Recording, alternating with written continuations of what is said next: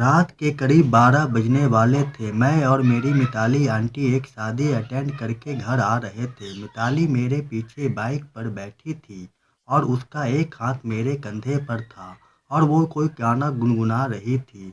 पर चलती बाइक पर मुझे वो समझ नहीं आ रहा था कि वो गाना कौन सा था।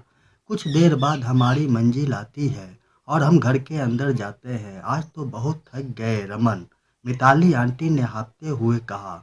आज का दिन ही कुछ ऐसा था। शादी में तो बहुत मजा आया पर थकान ने पूरे शरीर को जकड़ लिया है।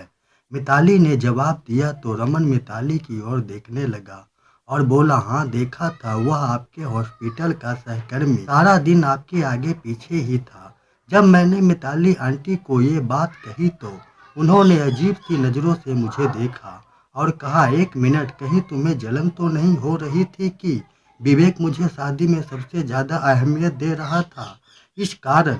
ये कहकर वो हंसने लगती है। अब जाओ और जल्दी से फ्रेश होकर आओ। रमन फ्रेश होकर जल्द ही वापस आता है तो देखता है कि मिताली आंटी बाहर हॉल में बड़े से आईने के सामने खड़ी होकर अपने बालों को संवार रही थी और साथ ही आईने में देख भी रही थी।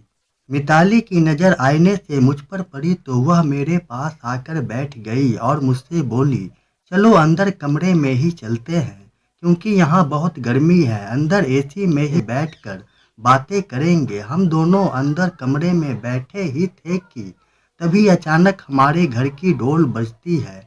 इस वक्त कौन हो सकता है, मिताली मुझसे पूछती है।